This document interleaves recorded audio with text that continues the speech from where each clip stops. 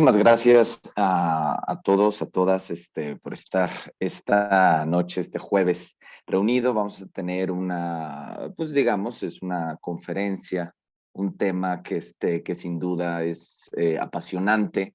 Eh, Obviamente haré una serie de aclaraciones antes de entrar a los temas. Es un tema, gracias, Sandra.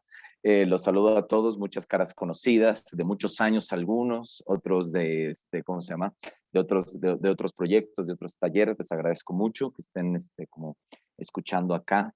Gente que sin duda estudiada sobre estos temas. Entonces, bueno, el nerviosismo siempre está, porque es interesante estudiar las míticas, y las formas simbólicas, porque precisamente no existe una verdad fundamental, no existe definición como las etimologías o como las mediciones de la física, simplemente son parámetros.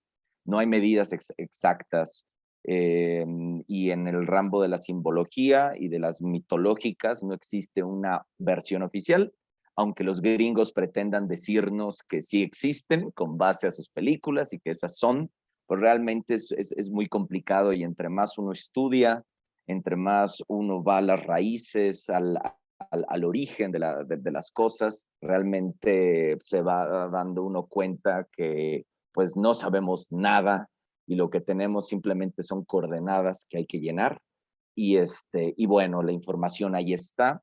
Y el día de hoy vamos a, antes de poner la presentación que les he preparado, vamos a hablar sobre el tema de María, sin duda una de las figuras más importantes de Occidente, una de las, digamos, figuras arquetípicas o potencialidades arquetípicas, de alguna manera, estas formas en que se ha manifestado aquello que es trascendente, y el ser humano ha tenido, de alguna manera, mediante la representación, una fuerza para poder traducir en materia aquello que es inmaterial, ¿no? Y bueno, el día de hoy traemos el tema de María, que vamos a ver tres aspectos fundamentales de esta figura, que es la madre, la virgen y la diosa. Y aquí voy a poner un paréntesis y una nota al pie, tal cual en citación un poco académica. Vamos a abordar la imagen de María de diferentes perspectivas, sobre todo de la antropología simbólica, no de la pietista ni de la devocional.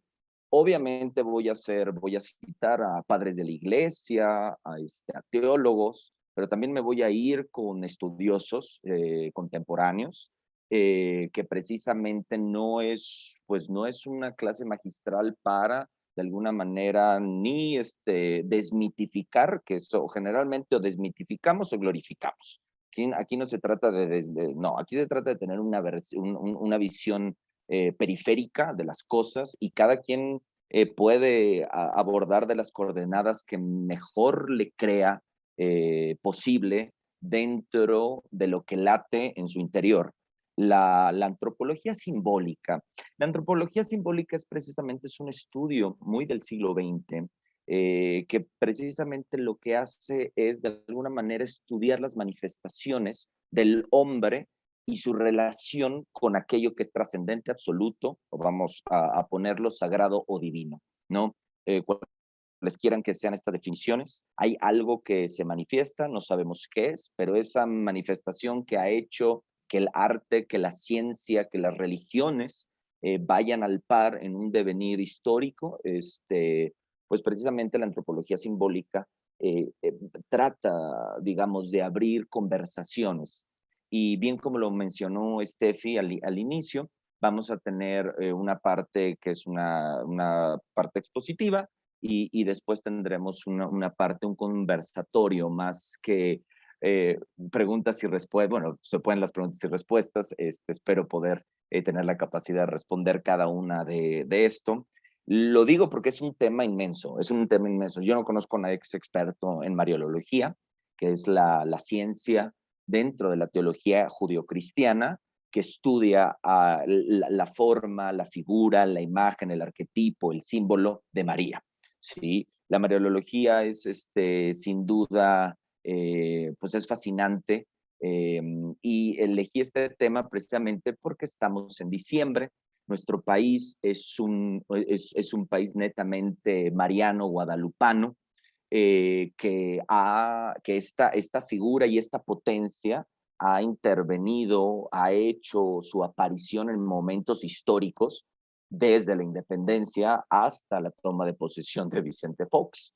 Es increíble cómo estos símbolos se los toma, y estos símbolos se les pueden transformar en cuestiones de poder, se les puede en cuestiones sociales, políticas, ¿no? No vamos a ir a ese grado, pero sí hay que entender que estas fuerzas sí trascienden todo tipo de entendimiento, ¿sí? Y tan es así que pues vimos nosotros en nuestro país, tenemos una gran tradición, que es el 12 de diciembre, el cual precisamente los peregrinos, los devotos, se ofrecen, ¿no? Se ofrecen hacia la deidad, cualquiera que sea y cualquiera que podemos mencionar que es una deidad.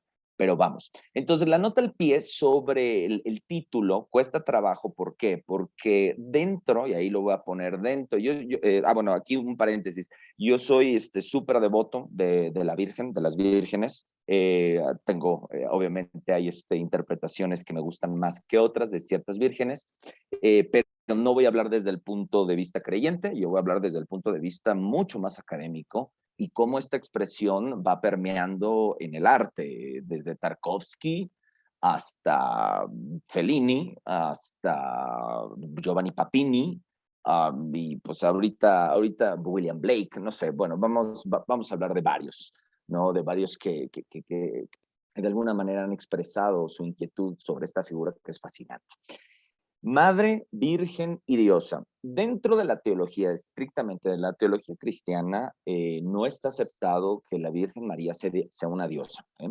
Eso sí lo quiero poner porque podría sonar bastante raro. Si algún sacerdote estuviera en esta plática, sería yo creo que lo primero que me diría, que dentro de la concepción y las formas de los concilios, no se ha manejado la deificación de la Virgen, ¿no? De María. Pero es interesante, le puse diosa a partir de un texto que muchos de ustedes ya han de conocer, que es una maravilla, de Anne Baring y Jules Crashford, que se llama El mito de la diosa, un libro suntuoso, editado por Fondo de Cultura Económica y también por Editorial Ciruela, El árbol del paraíso, donde viene todo un capítulo sobre María y dice el retorno de la diosa.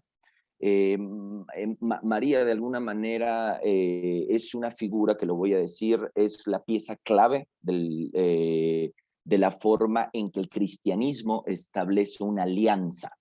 Una alianza, vamos a hablar política, histórica, es una figura que durante casi, digamos, pues unos 700, 800 años estuvo en mucha controversia por teólogos, padres de la iglesia, donde la gente se peleaba, sacaba los ojos, literal, sobre, de alguna manera, desarrollar los dogmas marianos, ¿no? Eso es todo un tema que ahorita lo vamos a desarrollar. Entonces, bueno, nada más quería hacer esta aclaración porque algunos me dirán que, bueno, dentro de digamos, lo dogmático cristiano, no corresponde a una diosa, no, pero dentro de la antropología social, pues sí, es una forma en que la figura se nos va develando y de qué manera, según la tesis de Cashford y Baring, cómo esta figura vino a suplantar esta potencialidad de las diosas ocultas ya en todas las civilizaciones antiguas. Entonces María es un punto, es un eje que prácticamente podemos delimitar en el momento de la creación de lo que nosotros vamos a conocer como Occidente. ¿Sí? Es una figura que es conocida en todas las naciones, ¿sí? Es muy difícil, igual que diosas o deidades femeninas de Oriente, que las conocemos, igual no tenemos el conocimiento profundo, por ejemplo, Shiva, ¿no? Conocemos que Shiva para Oriente es lo mismo. María representa pues sí, un eje muy fundamental en Occidente, y es muy interesante hablar de ella. Es interesante el misterio que conlleva y cómo ha permeado en Occidente, en la literatura, en las artes, incluso en las mismas ciencias, ¿no? Cómo empiezan a desarrollarse ciertas, pues digamos, ciertas fuerzas con otros nombres, pero al final parece ser, no digo que es lo mismo, porque recuerden que, pues digamos, la deidad o lo sacro se manifiesta en diferentes figuras. En esencias, no sé si sea lo mismo, esa es la gran pregunta que seguiremos escarbando, pero sin duda sí hay muchos parangones que podemos hacer sobre cada uno de los referentes que nosotros podemos tener. Bueno, ya teniendo esta aclaración sobre la antropología simbólica y sobre la cuestión de la deidad de María, vamos a comenzar y pues espero sea de su agrado esta clase que hemos preparado para ustedes. Muy bien, en primer lugar, aquí lo pongo, ok. En teoría, ahí ven ustedes la presentación. Sí, perfecto, muy bien.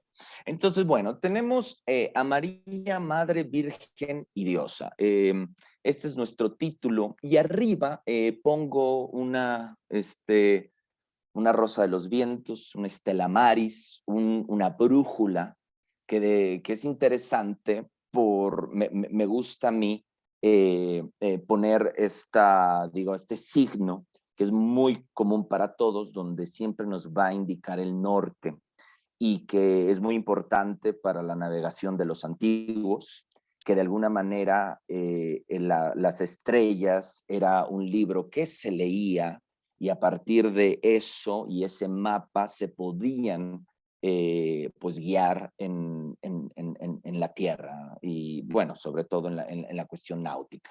Ahorita entraremos a esto. Y es interesante que a María de alguna manera se le pone este simbolismo, incluso de los grandes navegantes, como esta forma de, vamos a decir, de dirección.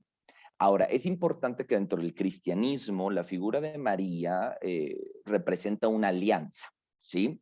¿Qué es eso de las alianzas? ¿No? Este gran rollo de las alianzas de los hebreos. Vámonos un poquito a la historia muy antigua de manera muy sucinta. Eso, les digo, es un tema muy grande. No voy a hacer un repaso histórico, simplemente voy a explicar por qué me estoy metiendo en estos recovecos. Para los hebreos, aguas no judíos, el judaísmo es mucho posterior a lo que les voy a contar. Precisamente, los hebreos tienen los pueblos, digamos, del desierto, tienen toda una tradición que tenía que ver con deidades y con una deidad femenina que incluso la diosa cananea fue prohibida y ya en el momento del canon judío, no más o menos por ahí del 400 antes de Cristo, que es cuando reúnen todos los escritos, lo que nosotros conocemos como el Talmud, estas interpretaciones de la Torah, de alguna manera el judaísmo se institucionaliza y de alguna manera quita una figura fundamental que en la antigüedad era muy, pues digamos, era muy fuerte la cuestión de la diosa cananea e inclusive, bueno, ya vienen las civilizaciones mucho más antiguas, ya consolidadas como civilizaciones, que bueno, tenían a las diosas como un punto de referente, yéndonos hasta el hombre cuasi cavernario con todas las Venus paleolíticas y todo esto es interesante como la figura femenina y la potencialidad femenina es de alguna manera esta forma en que la naturaleza, primeramente, se manifiesta de alguna forma simbólica en el desarrollo material de lo prehistórico, ¿no? Y después, hablando y viendo a la cuestión, a la cuestión de los hebreos, es interesante cómo, pues, en la parte del Génesis, tenemos una primera, vamos a llamarla así, una primera figura que es muy conocida por todos, con Eva, ¿sí? La expulsión, la pérdida del paraíso, de alguna manera al pueblo hebreo le va a pesar demasiado y van a ver que cada momento histórico, lo podemos ver en los profetas, en los reyes, en el Antiguo Testamento, se van a hacer alianzas, ¿sí? Una cuestión de que los hombres y los pueblos nómadas del desierto, ¿no? Van a hacer alianzas y después vamos a ver que, por ejemplo, los reyes, el rey David y todos los reyes subsecuentes, lo que van a hacer es tener los profetas que de alguna manera le interpreten la alianza que tiene con Elohim, Yahweh, como usted le quieran llamar según la tradición y según la transliteración, pero sí es interesante que hay una alianza. ¿Qué es esta alianza? Es un pacto. Entonces los hombres dicen, ok, Yahweh, ¿qué quieres? Digamos, pongamos el ejemplo de Jonás, y Jonás dice, no voy a ir a Nínive y no quiero, ¿no? Y entonces Dios dice, sí lo vas a hacer. ¿No? Abraham, estas nuevas alianzas, por ejemplo, la alianza de decir, bueno, Señor, vamos a destruir estas ciudades, no, pero los justos. Entonces, de alguna manera, las alianzas son estas conversaciones, ¿sí? Estas conversaciones que se tiene con lo absoluto y de alguna manera estos sacrificios, recordemos el sacrificio de Abraham, Isaac y todas estas cuestiones para que precisamente este Dios esté bien con los hombres y guíen. Entonces el profeta era una figura intermediaria, ¿no? De estas alianzas. Primero obviamente vienen los padres, los grandes padres hebreos, y después vamos a tener a los profetas, que bueno, estos son ya temazos, ¿no? Temazos, esta cuestión de las alianzas. Interesante. En el cristianismo, ya me estoy dando un salto cuántico, esta alianza se pierde. Se pierde la alianza porque precisamente se empieza a constituir una nueva, digamos, forma de manifestación del Dios. Y ahora es un Dios encarnado, la primera vez que se encarna un Dios. No había pasado. Y en ese momento comienzan las conversaciones para establecer una figura, ¿sí? Que estas conversaciones se llaman concilios, para establecer una figura que sea la alianza, la que intercede entre la deidad y la humanidad. Y en este caso vamos a tener el caso de María. María es una intercesora, ¿sí? Ustedes pueden ver, por ejemplo, y ahí cito, y hay muchos compañeros ahorita que estudiamos en escuelas maristas.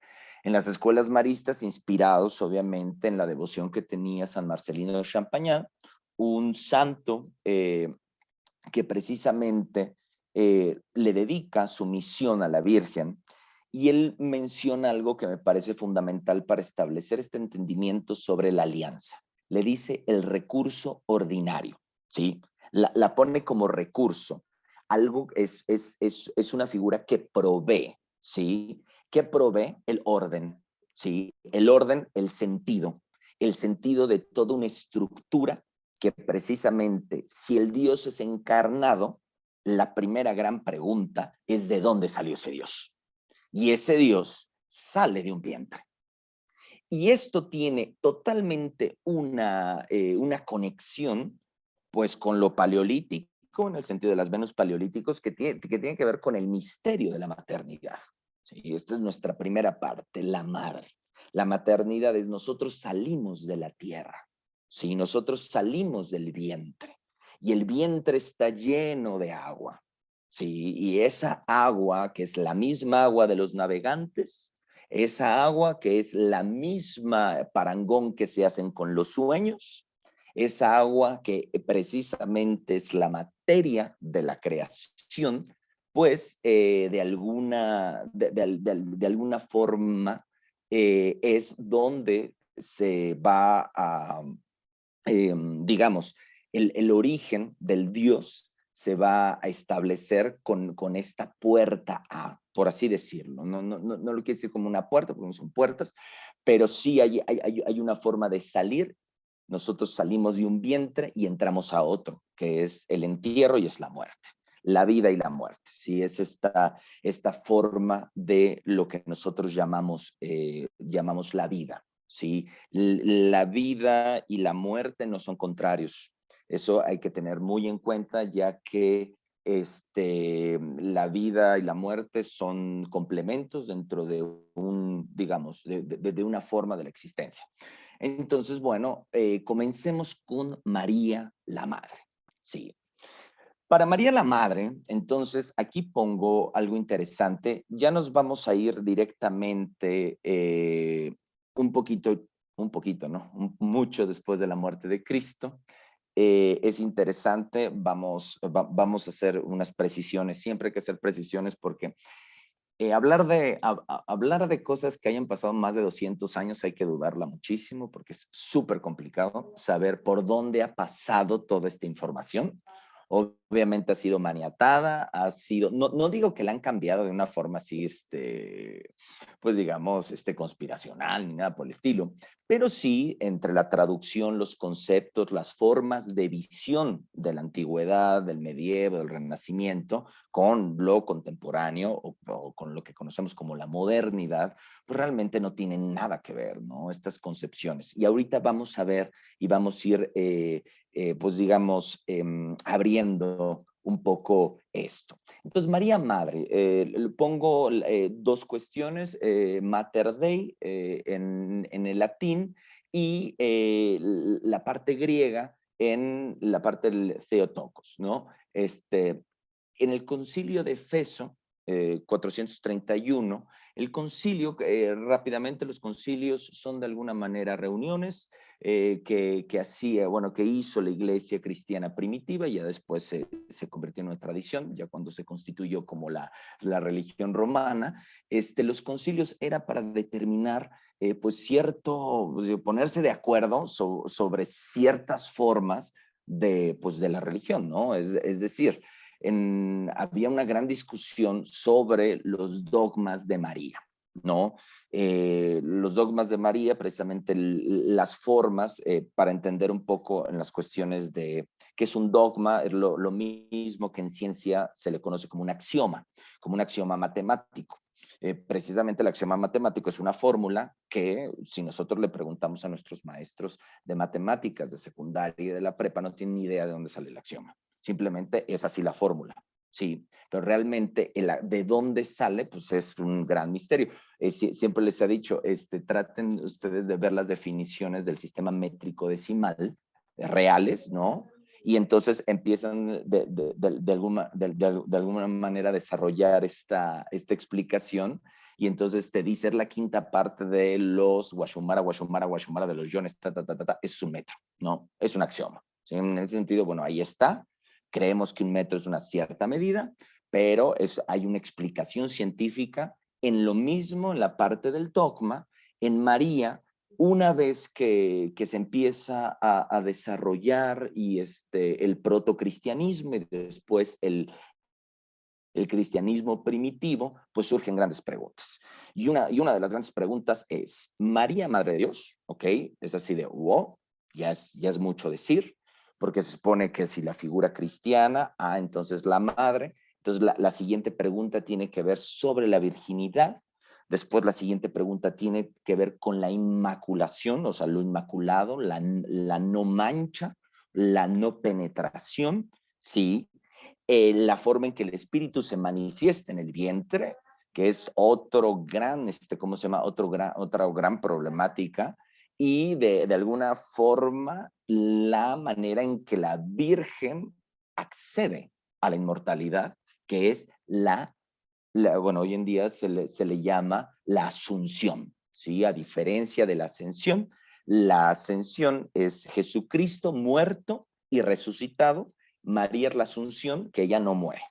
Ella no pasa por esa puerta, sino simplemente va cuerpo y espíritu en una conjunción y de alguna forma esto determina otro de los dogmas. Bueno, estas preguntas que tal vez usted o hoy en día nos puedan parecer bastante anodinas, y bastante simple. Es decir, pues claro, es virgen, es normal, tal vez, esta historia que nos han contado desde siempre, lo vemos muy normal, ya, porque es dado, pero realmente es muy extraño, es demasiado extraño. No se había dado una manifestación de tal envergadura, ¿no? Para determinar sobre si realmente esta figura es lo que se dice. Ahora, tenemos dónde viene la base, dónde viene la bibliografía primigenia de esto. Pues bueno, podemos tomar básicamente los evangelios y los hechos de los apóstoles, no más, en ese sentido. El Apocalipsis tiene figuraciones, es interesante, pero realmente no es una cuestión muy mencionada la historia de María, ¿sí? La historia de María, Madre de Jesucristo, tenemos cuestiones dentro de las traducciones de la Biblia, sobre todo de la herencia que tenemos de la Vulgata, ¿no? Que es la traducción de la Biblia en latín, donde de alguna manera se reúnen todos los textos, y entonces en estos concilios determinaban de alguna manera de qué forma se podrían estas imágenes, estas prefiguraciones y sobre todo la figura femenina de María, que ya era todo un tema, y vamos a empezar con ser la madre que engendra al Dios, al verbo encarnado. Pero recuerden que es una religión que tiene esa, ¿cómo se llama? Que tiene esa, pues, digamos, premisa, ¿no? Es una religión que es encarnada, se encarna el verbo, ¿sí? Se encarna el verbo y entonces a partir de dónde se encarna en el libro, y ese libro es el vientre. Sí, es el vientre, es la carne. Entonces, ahí tenemos la comparación de la Madre de Dios, que en el concilio de Efeso dijeron, no hay bronca, aunque se pelearon, nuestros padres, los padres de la iglesia se pelearon así de no, que sí, que es que la Virgen, pero es que no importa, y otros, sí, ¿cómo no importa? Pues es la Madre. Entonces, tenemos que, bueno, la Madre de Dios. Entonces, es interesante, y aquí hago hincapié, que en el libro del mito de la diosa de estas dos autores, de Barron y Cashford, es interesante porque dice en Efeso, Efeso actualmente está en lo que nosotros conocemos que lo que es Turquía, ¿sí? En Efeso estaba una de las 7 maravillas del mundo, que era el templo de Diana, ¿sí? Y casualmente el templo de Diana, la gente era muy devoto a la diosa, ¿sí? Y en ese momento, bueno, Diana para los romanos, perdón, Artemisa para los griegos, es una, es, era un templo precisamente donde nuestra diosa, de alguna manera, es la diosa de la virginidad, de las doncellas, de la casa, etc. Casualmente ahí, en ese concilio, se hace la gran pregunta sobre la Madre de Dios. Y en Efeso, la diosa, el gran templo que tenemos de Diana, aquí tenemos un grabado, ¿no? Del siglo XIX de Philip Schaff, donde podemos ver una recreación de lo que fue alguna vez una de las 7 maravillas del mundo antiguo. Sí, que no queda nada, creo que queda una columna por ahí, pero es interesante cómo en Efeso, donde fue el concilio, se discute esta potencialidad, ¿no? De esta manifestación, y de alguna manera comienzan, porque es muy interesante que durante en toda la parte de Oriente Medio se empiezan a hacer, pues sí, ciertas movilizaciones muy interesantes sobre el cambio, digamos, de paradigma religioso. Religioso. Ahora, ¿cómo haces? Y eso es una pregunta, digamos, que sigue en el aire y se me hace muy osado. Y lo voy a poner con un parangón actual. ¿Cómo haces que una civilización con una tradición, ¿no? En este caso helénica, romana, y hay una mezcla muy interesante ahí, como esta civilización, vas a desprender de una creencia sobre, digamos, en la parte de Artemisa, ¿no? En la parte de Diana, ¿sí? Y es una revolución. Es como si ahorita te dijera cómo le hacemos para quitar la Basílica de Guadalupe. México prende en llamas, ¿sí? Entonces, teniendo esa, ¿cómo se llama? Teniendo esa perspectiva, bueno, no es cualquier cosa este concilio. realmente es toda una manifestación pues, ya teológica, filosófica en ese tiempo, donde de alguna manera se van a comenzar a desarrollar estas preguntas. Entonces, pues determinan, un poco de historia, determinan que María ciertamente es la Madre de Dios, lo cual ese dogma de alguna manera no causa tanta, pues digo, o sea, no hay tanta discusión, se acepta con el tiempo y no hay tanta bronca, por así decirlo. Es interesante cómo la diosa Artemisa, la gente iba a estos templos, les traigo un ejemplo muy claro, muy contemporáneo, para poder de alguna manera figurarnos la significación simbólica de lo que era este tipo de peregrinaciones. Peregrinaciones y de alguna manera ir a los templos. Hoy en día pues vemos los templos con una cierta, pues digamos, no, para nosotros un templo hoy en día tiene que ver más con una tradición cultural más que un orden de vida. En la antigüedad, ir al templo era un orden de vida. Aquí quiero hacer aclaración. Los oráculos, por ejemplo, tan mencionado, ¿no? En el mundo ya helenístico, recalcado, padrísimo, decían el oráculo de Delfos, ¿no? ¿Qué eran los oráculos? Híjole, es complejo. Los oráculos eran un centro de información del mundo antiguo.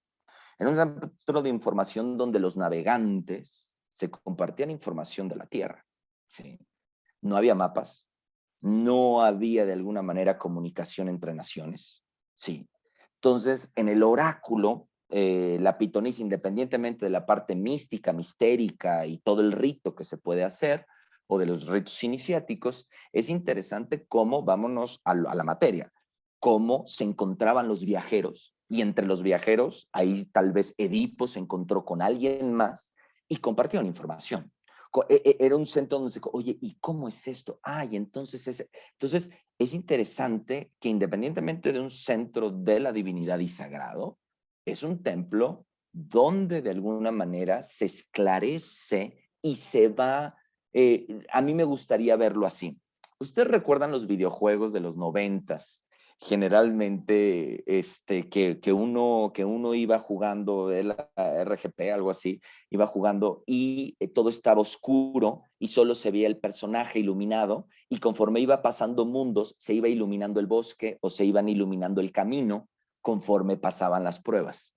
Imaginemos que en la antigüedad los hombres, los aventureros, los héroes, lo que sea, de alguna manera esta información esclarecía la psique y se alimentaba de alguna forma. Entonces era muy importante el centro ceremonial, independientemente de en el Eus, independientemente de las cuestiones meramente religiosas, por así decirlo, es una forma de compartir información en este caso. Bueno, dicho esto, tenemos el templo de Artemisa y en el templo de Artemisa precisamente la tradición de las mujeres, también tenemos el caso de Cibeles, ¿no?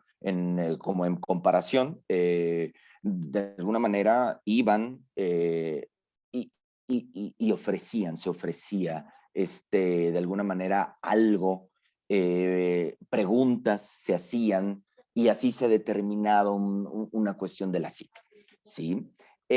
Teniendo en cuenta esto, aquí tenemos una estatua, ¿no? Del Imperio Romano, ¿sí?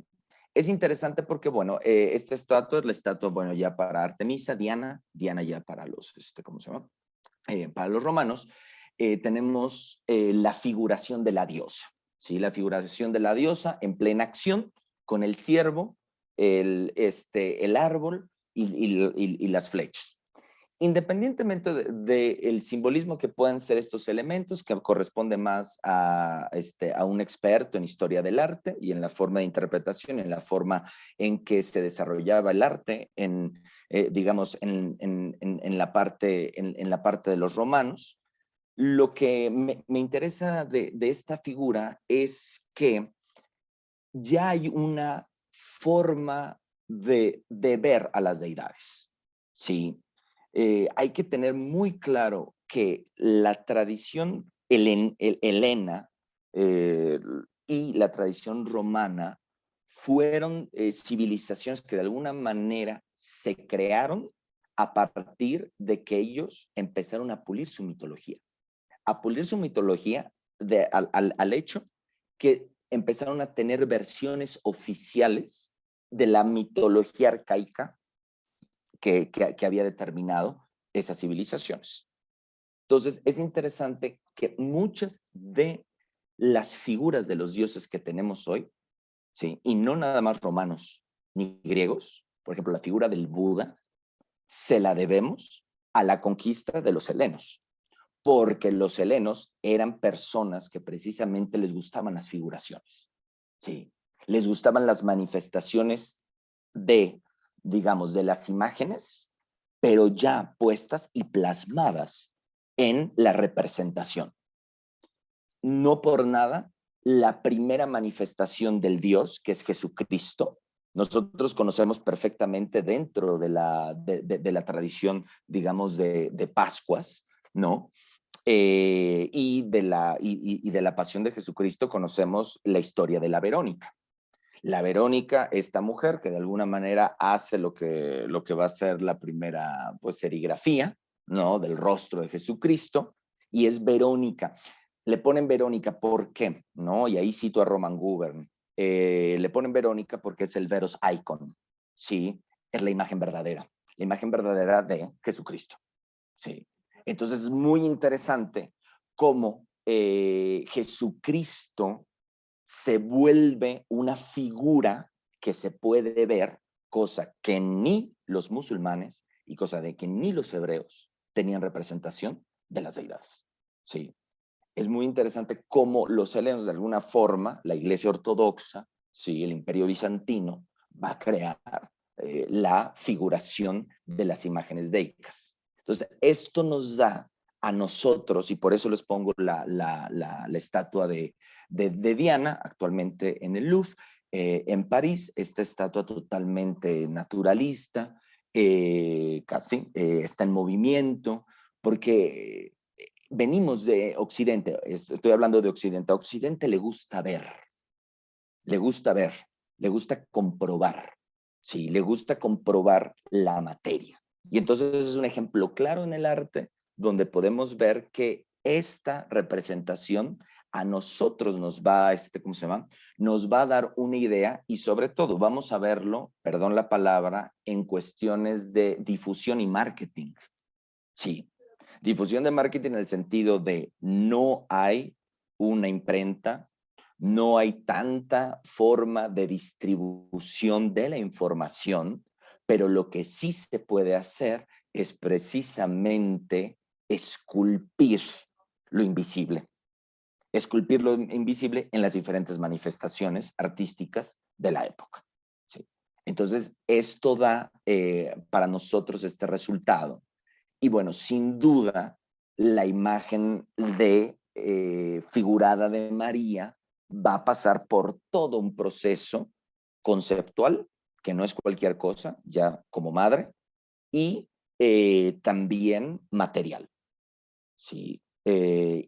Incluso, bueno, podemos ver muchos de los primeros iconos, ¿sí? No tienen la representación mariana, no existen como tal. Una vez que estos concilios comienzan a darle el nihil obstat, o de alguna manera la autorización, la determinación de los dogmas, acomodar cada una de esto, se va a comenzar a desarrollar en la cultura occidental precisamente el imaginario mariano. Aparte, el imaginario mariano va también a determinar una conjunción de todas las diosas calladas que ya no tenían cabida, que habían destruido sus templos, que las tradiciones se habían borrado, porque obviamente establecieron un sistema hegemónico, ¿sí? De creencia, ¿sí? Sobre todo religiones abrámicas.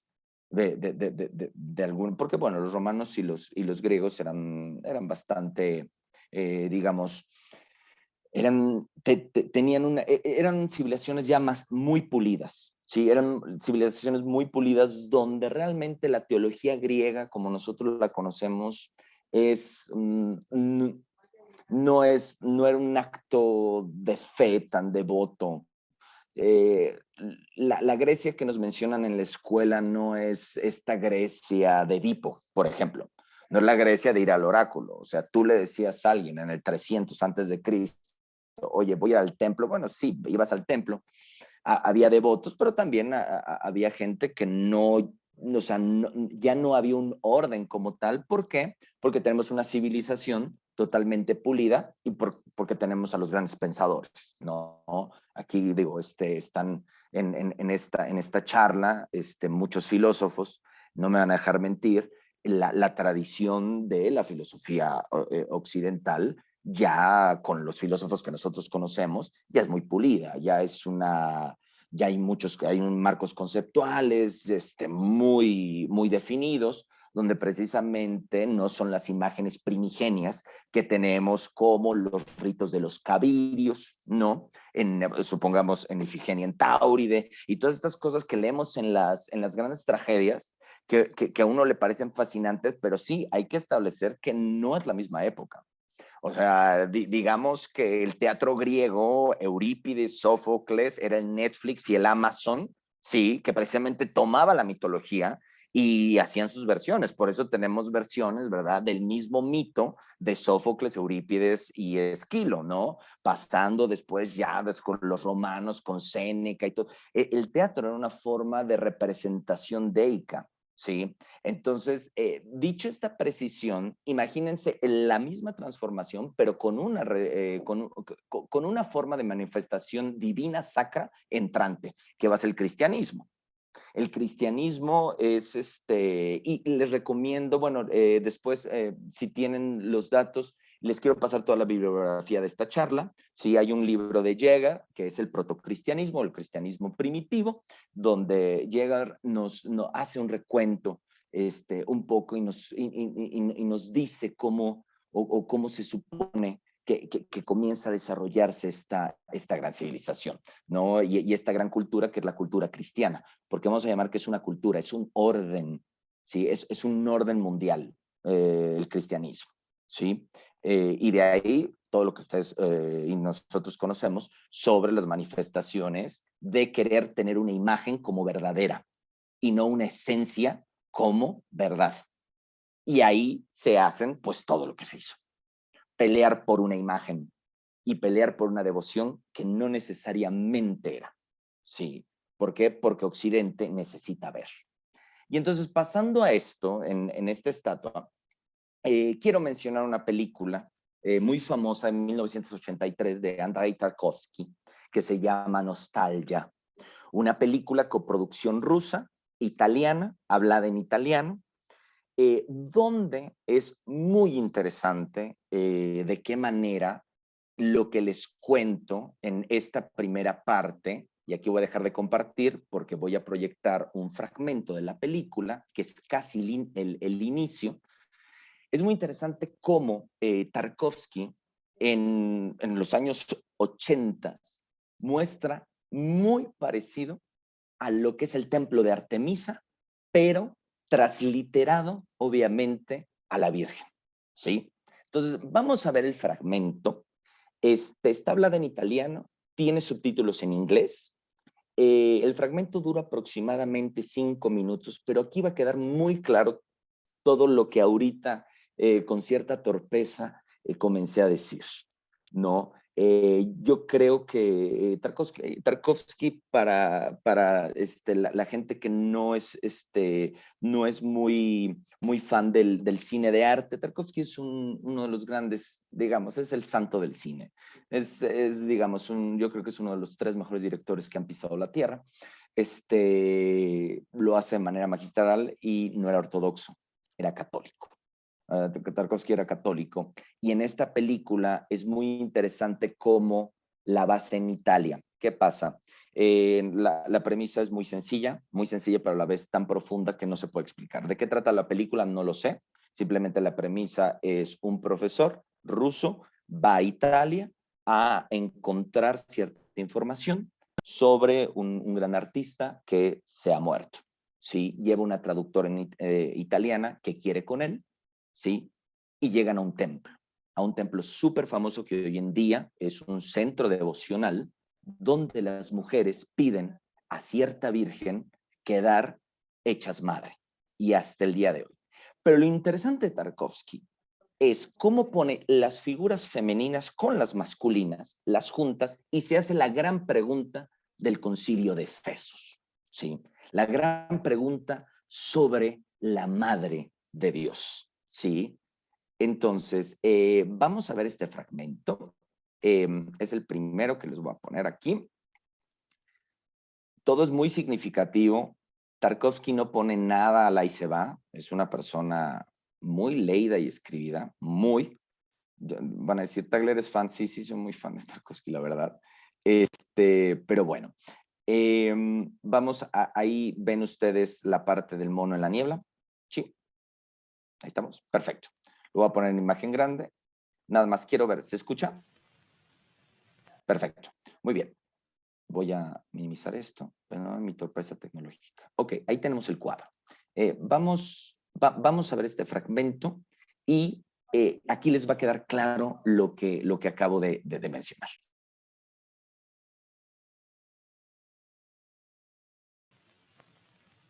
Hasta ahí nuestra cita visual de la película. Ahí está uno de los grandes ejemplos como la devoción, pero también la importancia de esta figura y cómo, de qué manera se ha desarrollado.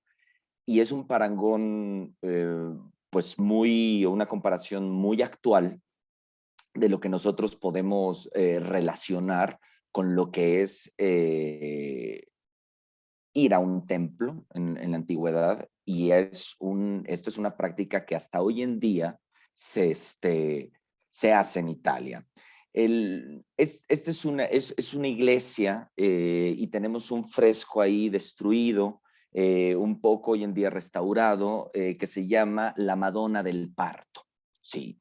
Y es muy interesante cómo es la representación, donde de alguna manera del vientre de la Virgen van a salir precisamente estas aves que representan la madre de todos, la madre de madres, ¿sí? En este caso, la Virgen.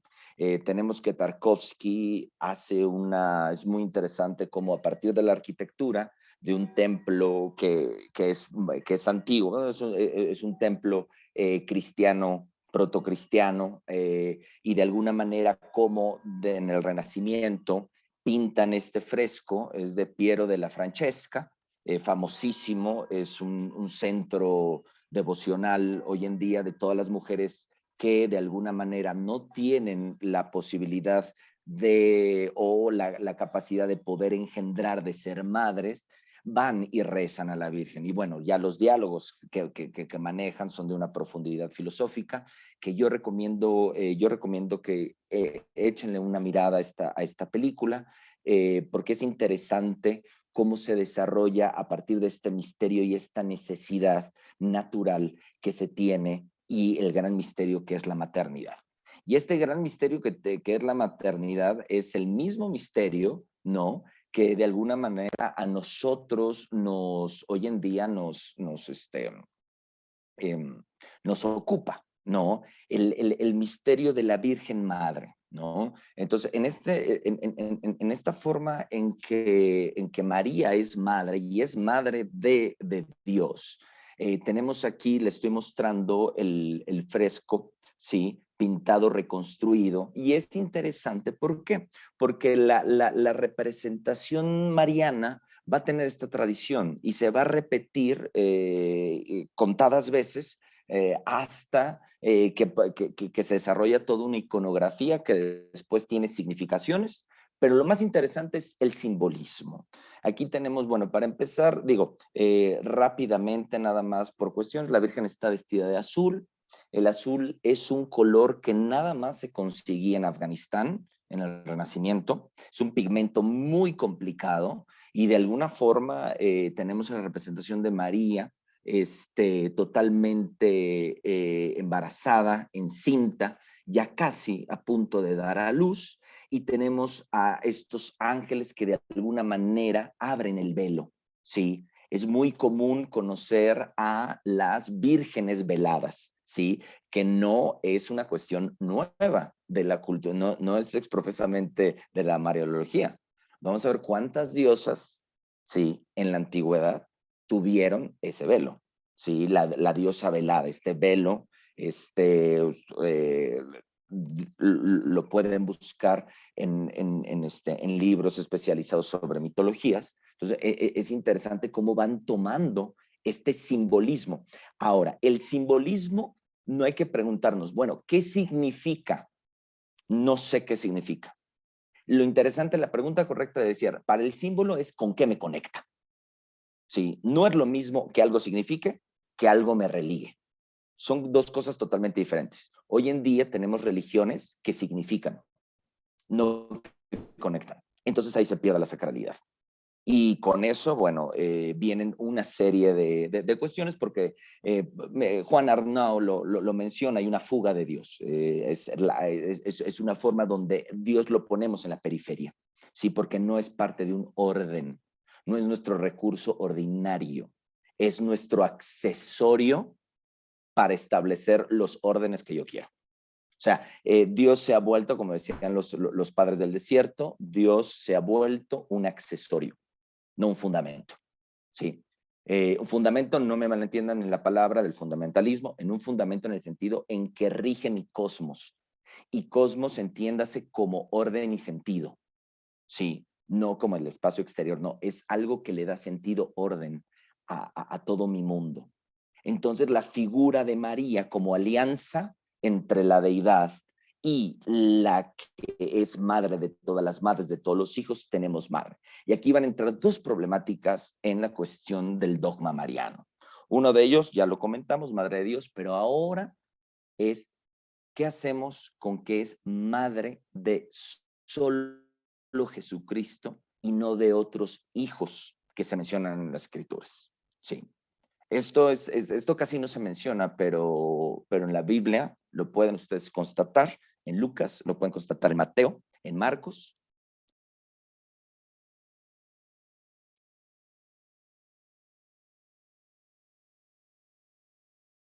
Latinoamericana, Najar, Colunga, no se quita eso, pero es una cosa que no se hace hincapié y es una cosa que generalmente no se, no se menciona, no. Y este es un gran, este es el problema. Jesucristo, hijo único, María, madre de todos los demás hijos, es interesante. Entonces, ahí le debemos, y ahí sí tendría, ahí hasta ahí llega, porque tendríamos que revisar realmente el concepto en copto, en árabe o en griego, para ver de qué manera se establece esta cuestión, porque en la traducción, en las traducciones generalmente, se mencionan como los primos hermanos, sí, pero son primos hermanos, pero también tienen otras cuestiones. Entonces, ahí tenemos precisamente cómo empieza la cultura a tener este sincretismo con el dogma y que precisamente se vuelve simbólico que María es nuestra madre y todos somos hijos de ella. O sea, lo podemos de alguna manera decir de forma sucinta, es que todos somos hijos de la misma madre, del mismo padre. Hay una cuestión simbólica, ¿sí? Todos venimos de la tierra, todos venimos de una misma quintesencia que es el hombre, menciona Hamlet, ¿no? ¿Qué es eso? ¿Qué es esa quintesencia que es el hombre? ¿Sí?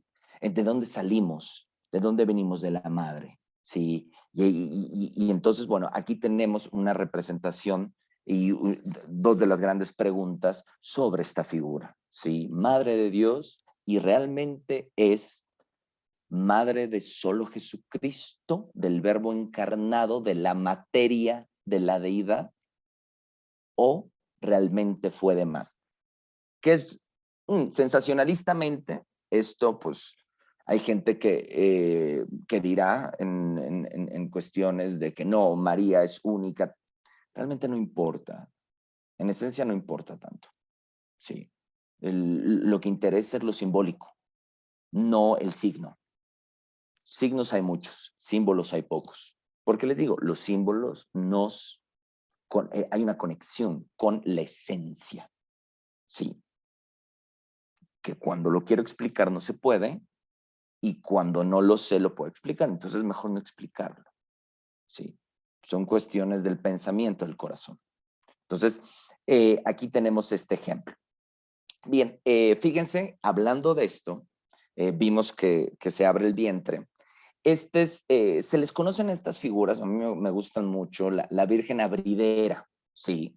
Son representaciones de la Virgen que precisamente está cerrada y llega un momento donde se abre, ustedes las pueden ver. Generalmente la tradición de la Virgen abridera o de las vírgenes que se abren viene desde el Cáucaso, los Balcanes hasta Portugal. Podemos encontrar toda esa serie, esa línea muy interesante donde en el momento que se abre es padrísimo, porque como en el nacimiento adentro está la crucifixión y está la muerte, ¿sí? Cosa que va totalmente de la mano, ¿sí? Con este fundamento, y es una explicación, si quieren, hasta escatológica, ¿no? Sobre el fin de los tiempos, ¿sí?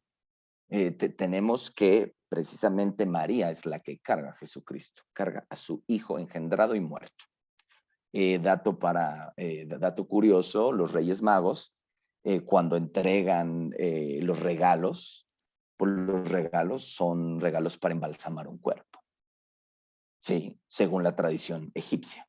Entonces tenemos que lo que están entregando a Jesucristo y al niño es la forma en que debe ser sepultado. Sí. Es muy... Generalmente cuando las personas dicen que las religiones controlan masas, sí, las religiones del siglo XIX y el XX, pero si nos metemos a saber de dónde van estas esencias, conectan, ¿sí? Imagínense sensacional, ¿no? Y lo tenemos perfectamente en Roma de Cuarón, que el hijo nace muerto de Yalitza. El hijo cuando nace muerto. Entonces hay una representación simbólica muy fuerte y por eso la película, gente dice es que no tratan en nada, no importa, el cine no es para tratar de nada. Si quieres que traten las cosas, hay que ver series de televisión. El cine conecta con lo simbólico, conecta con imágenes profundas, no con figuraciones, no con fotos bonitas, ¿sí? Entonces, esta forma, ¿por qué tiene esa quintesencia? Bueno, porque es un pueblo mexicano, ya ahorita hablaremos en estas conclusiones, es muy interesante, pero a esto voy. Hay un principio y hay un fin, ¿sí? Dentro de esta secuencia, pero ese fin es trascendental. Ese fin es una trascendental y es como la representación se vuelve simbólica, ¿sí?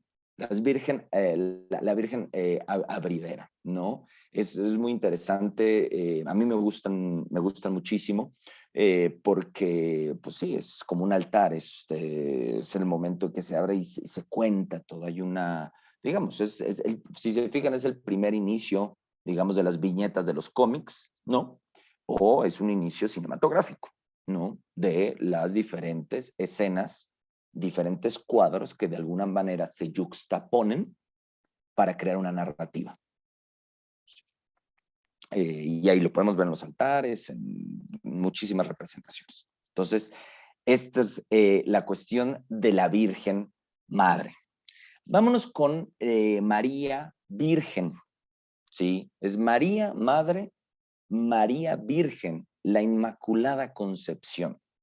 Otro gran dogma ahí que se va a discutir muchísimo.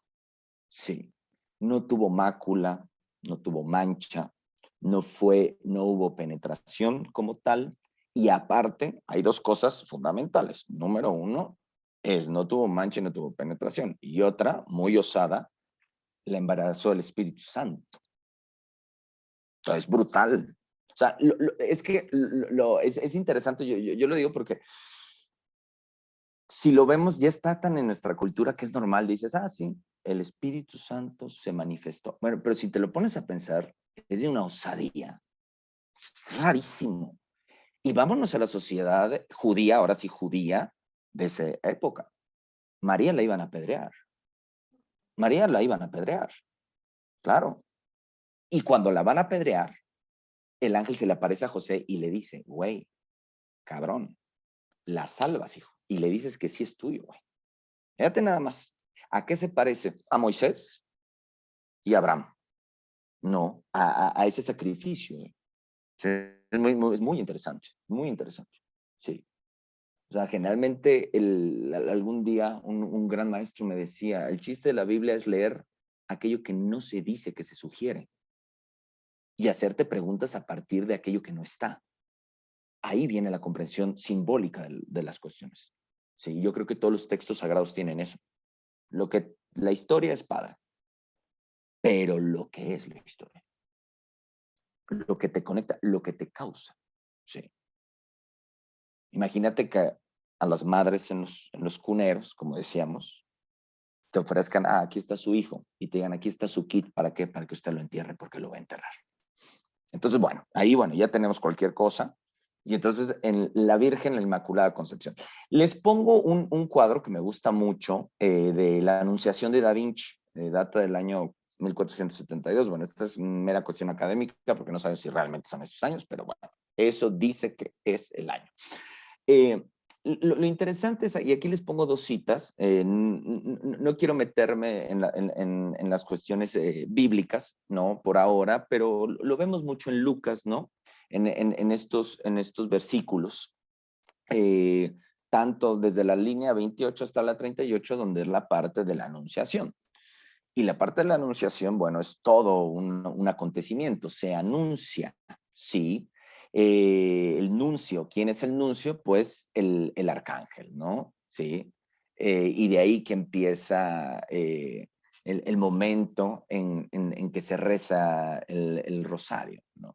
Es interesante, por ejemplo, quiero que veamos en la Inmaculada Concepción, donde precisamente ahorita vemos eso, Sandra, que el conflicto de la virginidad de la Madre de Jesús sí, es muy osado, o sea, realmente es muy osado. Pero le digo, hay que ir mucho más a lo simbólico, porque la lógica material te dice que eso no puede ser, porque no se ha dado, otra vez no se ha repetido. Lo interesante es cómo el misterio se mantiene a partir de ello. Aquí, por ejemplo, voy a acercarme al cuadro. Bien, tenemos al ángel, ¿no? El ángel que de alguna manera da con el derecho, sí, y María recibe con el izquierdo y escribe, que no es escribe, sino el verbo encarnado, el libro, y esto se parece a la carta de la sacerdotisa en el tarot de Marsella. El libro, sí, el libro que está ahí, que trae ¿qué?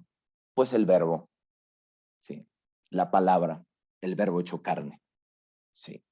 Aquí tenemos a esta doncella, de alguna manera, que precisamente es anunciada, ¿sí? Se le anuncia. ¿Qué se le anuncia? Que va a ser madre. Pero ¿madre de quién? Vas a ser madre del Dios. ¿Pero cómo? Sí, es una conversación. ¿Cómo vas a ser madre de Dios? Tú no te preocupes. Está el Espíritu y ella precisamente, la mejor, yo creo que es la frase mariana por excelencia, fiat voluntas tua, hágase en mí según tu palabra. Hágase. O sea, se vuelve y dice, soy una esclava. ¿Sí? En el sentido, vamos a hablar, estas definiciones no hay que verlas como en el siglo XX, que es un esclavo, que es el esclavo. Vean qué eran los esclavos, sobre todo en la tradición hebrea, ¿no? Que era el esclavo, ellos fueron esclavos, ¿sí? Del imperio egipcio. O sea, he aquí la esclava del Señor. Y quiero leer una parte muy interesante, viendo este cuadro, sobre Giovanni Papini, ¿no? Uno de los grandes escritores del siglo XX, y escribe esto sobre María. La historia del Antiguo Testamento empieza con una madre, Eva, la del Nuevo con otra madre, María, la madre de los vivientes y la madre terrenal del Dios viviente. Eva engendró a Abel, que fue muerto por su hermano. María engendró a Jesús, que fue muerto por sus hermanos. Entre estas dos madres, la autora de la culpa y la coadjutora de la redención, encierras el drama humano y divino que va desde la luz a la creación, el resplandor y la ascensión. Aquí tenemos un parangón muy interesante que hace el maestro Papini sobre las dos tradiciones, tanto voy a llamar la tradición judía, ¿sí? En este sentido, con Eva, y la cuestión de la figura femenina, lo que nosotros tenemos dentro del cristianismo con el Nuevo Testamento.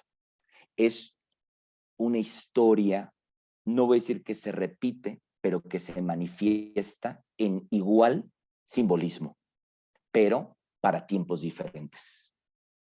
Si antes la voz del desierto se escuchaba, ahora precisamente el desierto ha cambiado, ya no es un pueblo en el desierto. Como los padres, sí, del siglo III y IV, el desierto está dentro de nosotros, en los lugares míticos de lo más profundo de nosotros. Y este lugar, pues, es el vientre. Sí, es muy interesante, es un templo. Sí, ahí que se van conectando toda y cada una de la iconografía. Cuando vayan a los museos, no nada más veamos las obras famosas, sino veamos esta tradición que pues realmente la historia del arte occidental es 90% dentro de la cultura y el marketing pues judío-cristiano. No hay más. Pues hasta Van Gogh tiene la piedad. Van Gogh tiene la piedad ahí en el Vaticano, lo podemos ver, es pues, un cuadro muy bello. Sí, y raro que una corriente tan, digamos, ya a punto de las vanguardias haya tomado ese tema. Al mismo, ¿no? Gran pintor de Flandes tuvo este tipo de estas fascinaciones sobre este misterio de María. Bien. Y vámonos pues a el tercer lugar, que tiene que ver con la diosa y el gran misterio de la Asunción, ¿no? Precisamente aquí hago la aclaración, dentro de la tradición dogmática cristiana no se puede considerar a María diosa, no es una diosa, ¿sí? Es la Madre de Dios, inmaculada, engendrada por el Espíritu Santo, que precisamente no pasó por la muerte y es única del unigénito. Los 5 dogmas, ahí. Pero ¿por qué la pongo como diosa? Porque de alguna manera me gusta y me agrada mucho la versión que dicen que pues, bueno, y está sustentada, obviamente en investigaciones que ni siquiera se, o sea, investigaciones de años, simplemente nada más uno es un repetidor de información, eso es un académico nada más, pero es muy interesante que es una conjugación de digamos, estas fuerzas esenciales de la psique, que la diosa que quedó callada habla, sí, habla. ¿Por qué? Porque estuvo totalmente denostada durante muchos siglos. Y con María, María rescata. Por eso ponemos, ¿no? Y ahí lo observamos, la emperatriz de América, en el caso de la Virgen de Guadalupe. Sí, la diosa, el misterio de la Asunción. Ahora, este es todo un gran tema. Incluso el llamar a la Asunción, que es digamos, es una forma en que decimos que la materia y el espíritu no pasan por la muerte. Es una forma donde se va, digamos, muy, pues, como Elías, por ejemplo, ¿no? Elías en el Antiguo Testamento, con su carro de fuego, que precisamente es de alguna manera. Ahora, con miramiento, acabo de hacer una comparación con Elías, pero aguas porque la tradición profética tiene otro tipo de cosas, pero vienen también de estas formas de pensamiento. O sea, no está totalmente ligada, pero no quiero hacer este parangón tan, digamos, tan arbitrario, porque habría que tener el contexto de toda la tradición profética hebrea, que es súper interesante. En este caso, María se denomina la Asunción en la forma, y es un gran conflicto, que ella sube al cielo.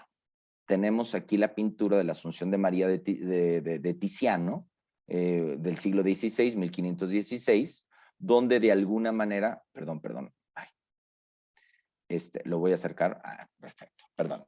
Entonces, de alguna manera tenemos esta representación muy renacentista, sí. Les digo, los historiadores del arte nos podrán especificar mayores cuestiones sobre la técnica y la forma de la representación, pero lo interesante es el simbolismo de cada una de las cosas. Cómo se vuelve aquí la alianza, ¿no? De alguna manera la alianza, y está, por eso es madre intercesora de los hombres y de la divinidad, ¿sí? Ella es la que apela por nosotros, es la madre doliente, la madre silente. Me encanta el nombre de la madre silente porque ella siempre dijo sí. El mismo James Joyce termina en el capítulo 18 del Ulises, casi haciendo una apología de la mariología con el monólogo de Molly Bloom, con el sí. Y dije sí. Sí a tal y tal y tal, y sí a tal. Es muy interesante cómo termina la mayor novela del siglo XX de James Joyce.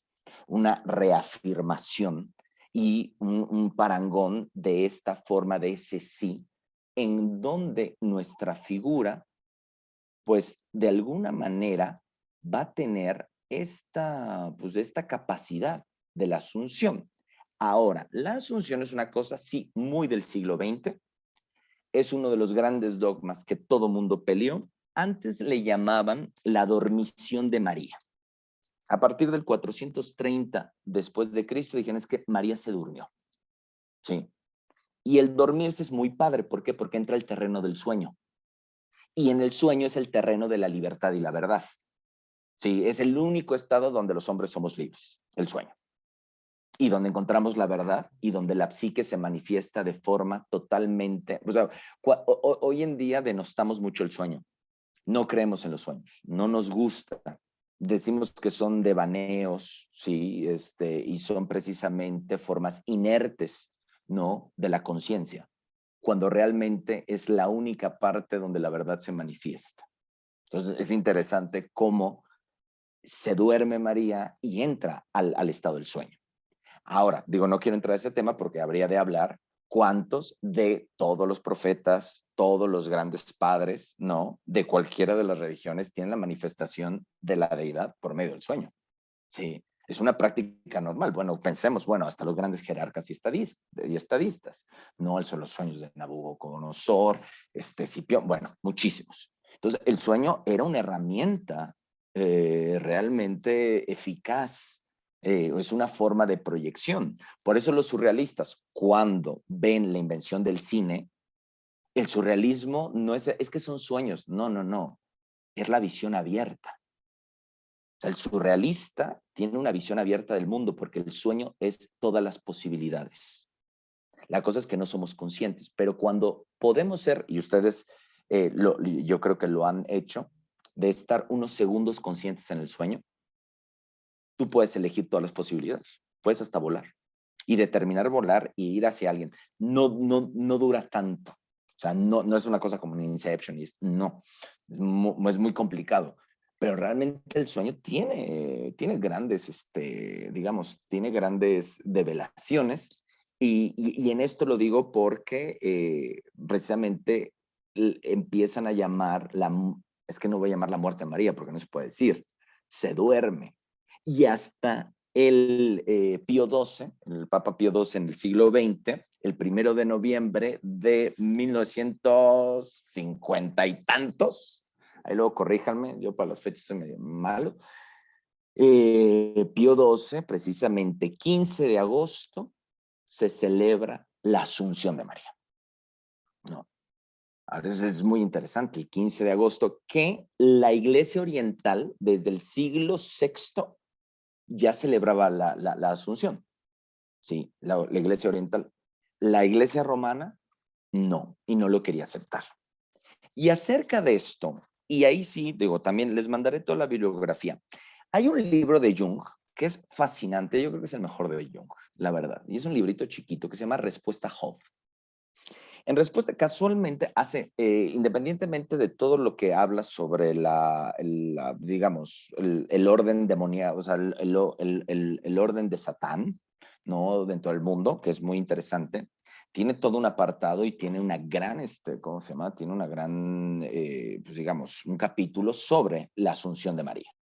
Sí.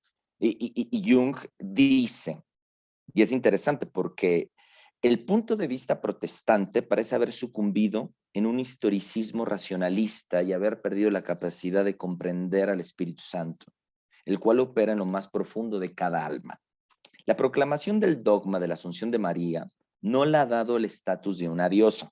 Eso es interesante. El nuevo dogma significa la esperanza renovada de que se cumpla la nostalgia que mueve lo más profundo del alma, de una paz y de un equilibrio de los contrarios.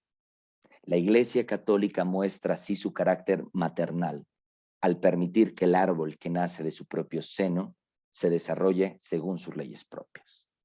El aceptar que María es la madre, que María es inmaculada y sobre todo la asunción, es un paso muy fuerte al dogma, sobre todo en Occidente, donde permite, y es muy interesante, conciliar los contrarios. Conciliar, ¿sí? De que existe esa posibilidad por parte de la potencialidad femenina, ¿sí? Que generalmente esas cualidades se las habían dado a la potencialidad masculina. Cuando la potencialidad masculina, y lo podemos ver en la tradición occidental, bueno, oriental también, es precisamente la que recibe. Perdón, la masculina es la que da y la masculina es la que recibe. Sí. Y entonces, en este recibir y en esta forma hay un gran misterio. El recibir y el crear también tiene su responsabilidad en la forma en que se muere. Sí, esto es muy interesante. ¿De qué forma la muerte está, de alguna manera, implícita en la creación? Sí. Esto, por ejemplo, lo podemos ver en las pinturas de Rothko. Sí. Rothko, este pintor muy interesante, donde de alguna manera es una visión completa, es casi, tiene su capilla en Houston, la capilla ecuménica rothkiana, ¿sí? Y podemos ver cómo, y es interesante, él lo manifiesta de forma de la luz y del color. Y el color tiene que ver con ciertas cuestiones de mezclas hasta llegar a los dos, negro y blanco.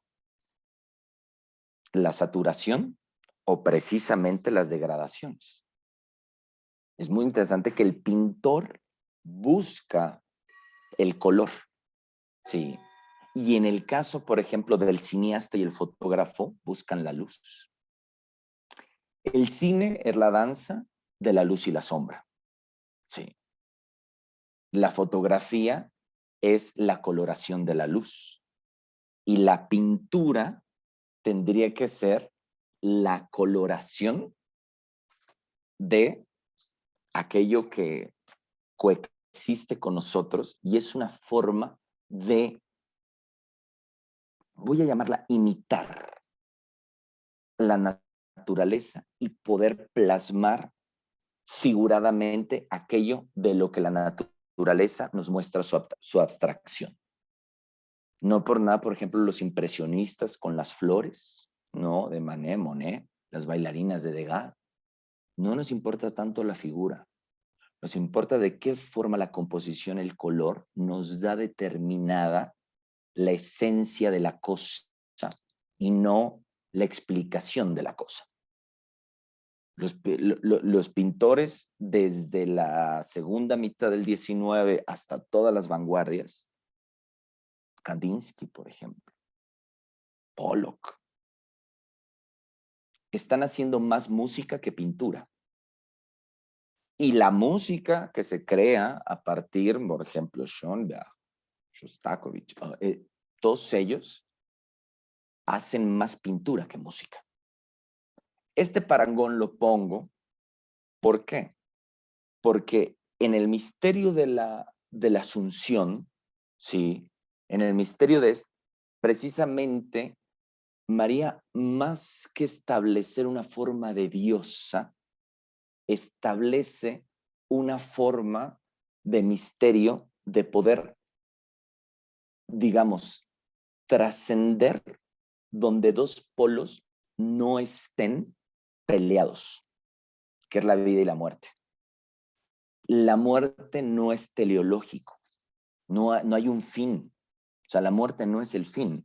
Hans-Urs von Balthasar, por ejemplo, me gusta mucho, es un teólogo alemán del siglo XX, y me gusta cómo lo escribe. Dice, la muerte es la cirugía que se le hace a la vida. Lo forma como una cirugía, ¿sí? Porque precisamente se abre un cuerpo. Y en el momento que se abre un cuerpo, en esta forma, ¿sí? Ese cuerpo, de alguna manera, nos muestra ese interior que no solo es materia.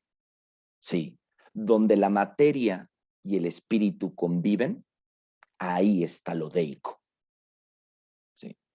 No en comprobar, sino en la esencia de que al inicio hubo una luz primigenia y esa luz primigenia hizo materia. Incluso si lo podemos ver hasta científicamente, se puede ver. Las formas de la posibilidad de la partícula y la onda, por ejemplo, ¿no? Cuando uno estudia la luz y la forma en que la luz se hace, en la forma en que el fuego se puede poner en una bombilla, se encarcela, se hace esclavo del hombre, se prometiza, ¿no? Como Prometeo, que encapsuló el fuego, el gran misterio. El fuego es un gran misterio. Es interesante cómo ese fuego puede lograr que todo esto, que toda la materia funcione. Y es luz, partícula y onda, en sus dos posibilidades. Sí, y en sus dos posibilidades, desde el filamento de carbono hasta el LED. Es muy interesante cómo se juega y es física. No excede más. O sea, no hay, sí, nada más que las representaciones son diferentes, las esencias es lo mismo. No hay verdades absolutas, simplemente hay parámetros, sí, para poder acceder, sí, a esto.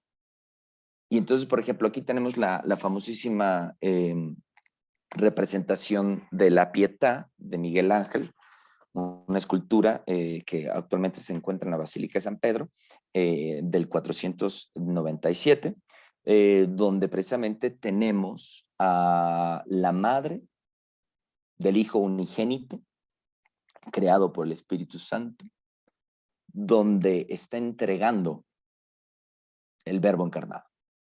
Sí, está entregando la materia. Sí, es interesante.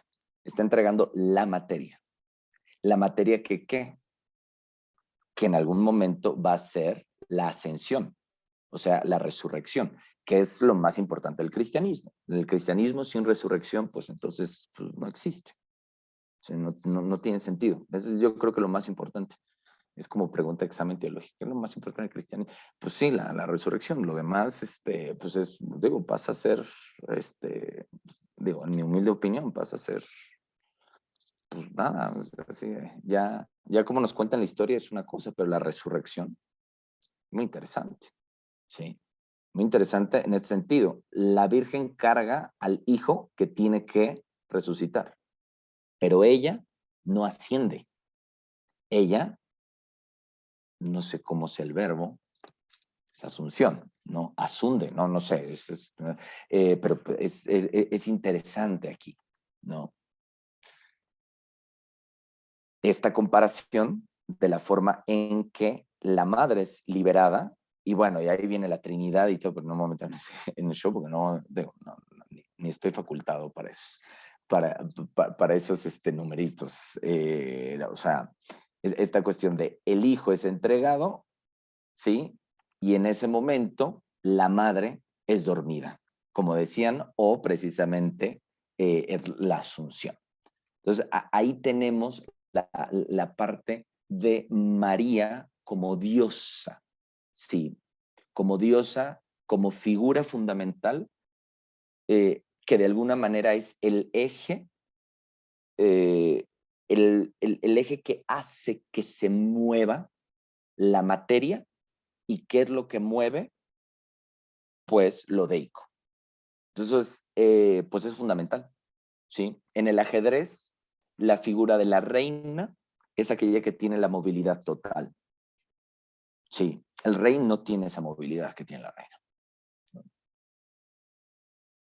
Vean cómo estas representaciones van más allá de lo que pueden decir de lo devocional y lo pietista. Sí.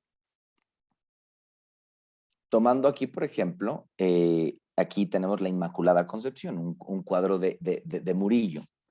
Y es padrísimo porque lo pongo sobre un retrato de estrellas, porque también hay una cosa, supongamos, en esta cuestión del alimento espiritual, el maná, la leche, ¿no? De qué manera se pueden hacer estas comparaciones, la Vía Láctea, la forma en que Hera se desprende, y podemos ver la representación también, por ejemplo, en Bernardo de Claraval. Ahí son cuadros famosísimos, los pueden ver en el Museo del Prado, donde está el santo recibiendo ese hermano de leche del seno de la Virgen, un chisguete de leche. Sí, hay una forma donde, y algo que podría parecer, ¿no? O sea, hay gente, hay veces que he mostrado ese cuadro y gente súper religiosa que dice, eso es una herejía. Claro que no es una herejía. La herejía, o sea, no tiene que ver con herejía, no es ni pensado. Es una representación simbólica, ¿sí? Pero es interesante todo lo que conlleva esta figura, ¿no? Y así, sin más, por ejemplo, es un universo enorme, y aquí pongo el panorama general, donde hay montañas y lagos que no se distinguen del cielo, ¿sí? María como dirección de la cultura occidental, y me gustaría terminar esta charla con un poema que es muy poco conocido de Cervantes, que sale en sus opúsculos, bueno, lo menos conocido de Cervantes. Todo el mundo conocemos a Cervantes por el Quijote, pero existen los Baños de Argel y el Tratado de Argel, donde hace una descripción de María que creo que es la oración más bella que hasta hoy yo he podido alcanzar, y que tiene muy buena conexión con este signo de la rosa de los vientos, ¿sí? El Stella Maris, la estrella del mar. Y el, el poema data de la siguiente forma. Fíjense todo el simbolismo, aparte es en verso y es una cuestión espectacular. Esto se los pasaré porque es muy difícil es difícil que lo consigan. En internet no, o sea, lo quería, es difícil.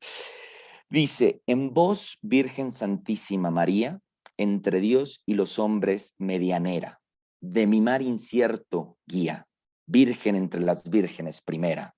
En vos, Virgen y Madre, en vos confía mi alma, que sin vos en nadie espera, que la habéis de guiar con vuestra lumbre, de este hondo valle a la más alta cumbre.